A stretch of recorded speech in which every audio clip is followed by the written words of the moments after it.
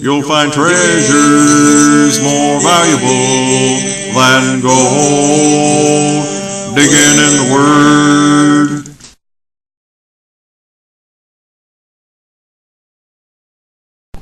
Shalom, terima kasih untuk kembali ke Digging in the Word versi Bahasa Indonesia, di mana kita lagi membahas tentang Tuhan membangkitkan pemimpin dari antara jemaat. Kita bicarakan penatua.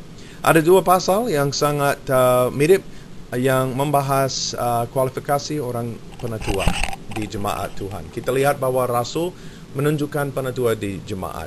Kita tidak baca bahwa Rasul menunjukkan gembala di jemaat, tapi kita baca di Kisah Para Rasul 20 ayat 20 dan 1 Petrus pasal 5 bahwa penatua harus menggembalakan. Itu tugas penatua. Lalu penatua adalah gembala, dan kita baca juga bahwa dia penilik, karena di Kisah Para Rasul 20 ayat 28 itu. Saya mau kita buka Alkitab ke Titus ayat 5-9, dan saudara juga bisa baca di rumah 1 Timotius 3 yang juga menyebut hal yang mirip dengan ini untuk kualifikasi penatua. Aku telah meninggalkan engkau di Kreta dengan maksud ini supaya engkau mengatur apa yang masih perlu diatur, dan supaya engkau menetapkan penatua-penatua di setiap kota, seperti yang telah kupesankan kepadamu, yakni orang-orang yang tak bercacat, yang mempunyai hanya satu istri, yang anak-anak hidup beriman dan tidak dapat dituduh karena hidup tidak senonoh atau hidup tidak tertib.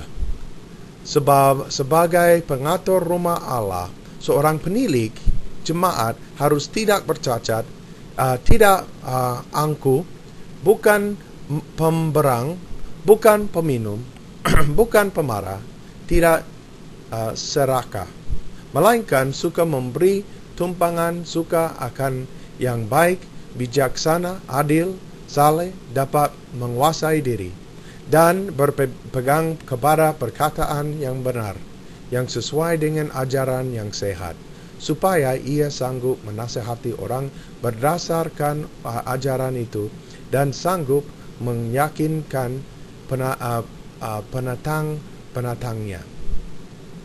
penentang-penentangnya. Kita lihat di sini bahwa di setiap kota Paulus suruh Titus untuk menunjukkan penatua.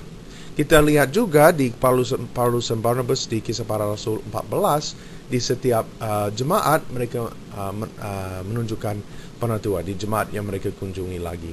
Lalu kita bisa lihat bahwa ini semacam pattern, ini semacam pola, bahwa di tiap jemaat Tuhan Rasul yang diutus oleh Tuhan menunjukkan penatua-penatua.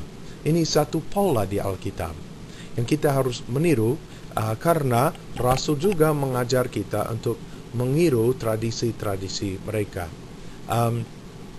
Lalu kita harus melakukan demikian karena ini yang dari firman Tuhan.